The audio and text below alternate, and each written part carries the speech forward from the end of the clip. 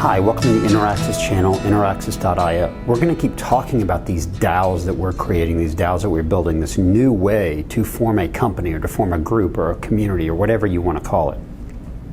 And we're going to keep moving forward with the two that we've started and the two that we're really working on, LearnDAO and PlannerDAO. Because we're learning so much by actually getting in there and operating and trying to move them forward. So I'm going to go ahead and start with the LearnDAO, which of course is our DAO to essentially, it's a DAO, it's actually a protocol to try to decentralize education. And that one started out, of course, with a kind of a paper I wrote, and a bunch of people came together on Telegram and now on Discord. We've broken up into different guilds. All right, so that's one of those things that you learn. We've broken up into these different guilds. So we have operations, we have outreach, we have our education model that we're working on, and of course economics. And so what we really learned about a lot about last week was someone was nice enough to come in and chat with us in our economics group and probably wants to be a part, and pointed us in the direction of the Token Engineering Commons. And this is a great group, and it turns out we've actually done a video about something they've worked on and created called augmented bonding curves. So I've now joined the Discord group for the Token Engineering Commons because I want to learn a little bit more about how they look at tokenomics and token economics, and learn a little bit more about how their DAO actually runs, about what they do every week, because that's what we're learning more about. Is you have to have regular meetings, you have to have regular chats and talks and fill each other in, and that's how you can move forward, because what you're really doing is you're taking this group. Remember, this is actually people, so we call it a DAO, a decentralized autonomous exchange, but there's nothing really autonomous about it. It is a decentralized organization that is people, and what we're trying to do is figure out how are we going to get all those people to work together towards a common goal, or common goals, or towards a common value or a value system, but do so in a way where there doesn't have to be a hierarchy pushing it all down. And that's what we're really trying to learn. So the TEC has regular meetings, and you can go on their Discord group and then go attend and hear what they're talking about and actually see how their agenda goes. And then you realize that you have this main meeting, and all these other groups have had their own meetings throughout the week, and they've distributed tasks to everybody to do. And when you have all these distributed tasks that end up getting done, and you start to piece them all together, you end up with a community that's moving in the same direction. Well, that sounds remarkably like a company. The difference is it's not always dictated from the top down here. It's more of people jumping in and having ideas, and the fact that we're open to others' ideas based on their experience, based on their expertise.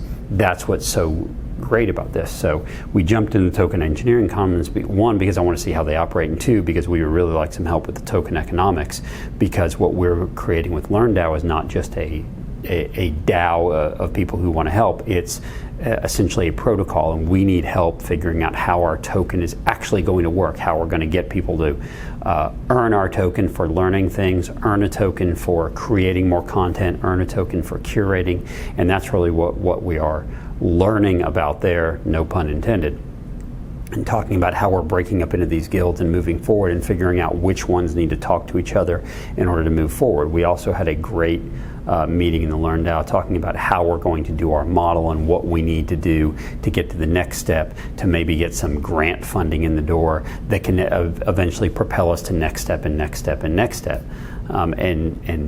A lot of this is somewhat being driven top down, but the fact that we can say, look, here's my vision for it, and others can come in with their ideas is great, and that's what we're really enjoying here. So now we will move on in talking about PlannerDAO. So LearnDAO is one where we're learning about how to take all these people that want to come together and help and figure out how to push them and propel them forward. PlannerDAO is a little bit different in that, of course, PlannerDAO is for financial advisors specifically, but within PlannerDAO, because of course you have advisors that are not necessarily all crypto native and DAO native. We have a little bit of a harder time figuring out how we're going to engage everyone, how we're going to get this activity, especially get activity that's not all crypto related.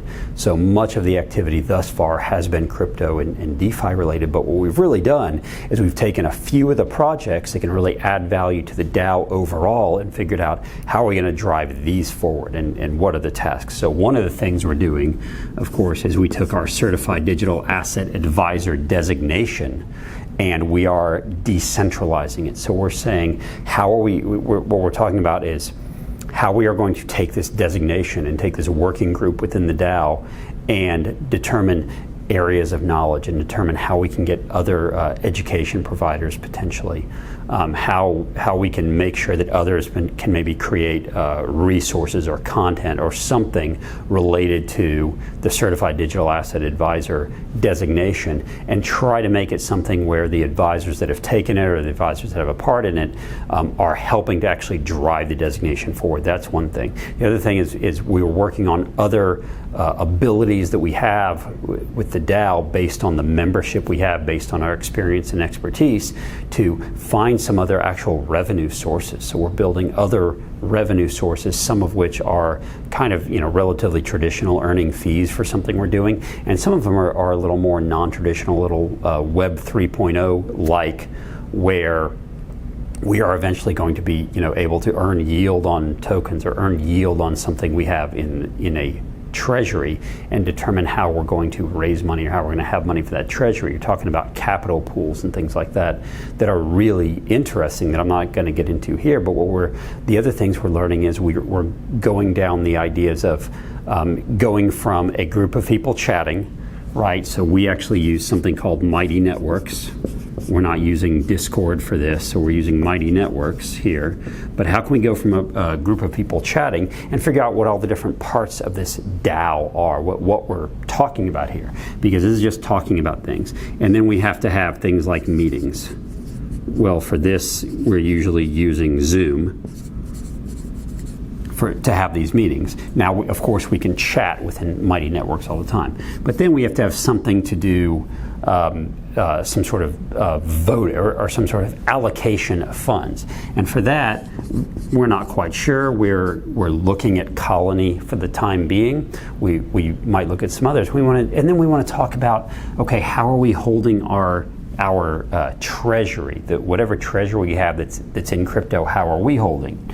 And we're looking at something like a GNOSIS safe, GNOSIS multi-sig wallet, and then we're looking at some others that have built some business logic on top of the GNOSIS. So we have to talk about how we're going to propose, how we're actually going to distribute tokens. In here somewhere is going to be voting. Right, we're going to have to track voting. We're going to have to track how proposals go through. So it's not just going on the Mighty Networks and upvoting or downvoting. We're going to have some sort of voting, in which case we will we'll probably be looking at Snapshot. We will be looking at Tally, and maybe some others here. So figuring out now how we put all this together. The other exciting thing we did within PlannerDAO was we had our first request for plan. We call it request for plan, RFP, which basically means someone requested to do a certain job within the DAO and they're going to get paid in plan tokens. It's the first time we've had that, and we went through this whole process. So it's all about building what these processes are and then taking them through which ones are very human-centered, where we really have to interact personally, which ones can we build a process around that can be somewhat automated, that can go towards distributing tokens either automatically or not automatically. It has to be a vote and someone has to log in or someone has to sign a transaction. So these are all really exciting things going on, and I know I seem very high level about it. It's because there's so much happening, but what we're learning how to do is take a group of people and determine how to get them into this community how to have that community have value, but how to have that community actually continue to function in a way that is efficient and effective, and eventually, again, leads to more and more value and how we think about that value. So really interesting stuff going on with the two DAOs that we're working on. Hope you enjoyed this. Hope you'll contact us if there's any questions you have about DAOs and how we're doing it, and hope anyone who wants to jump in can help with either LearnDAO or PlannerDAO, and we'll see you in the next video.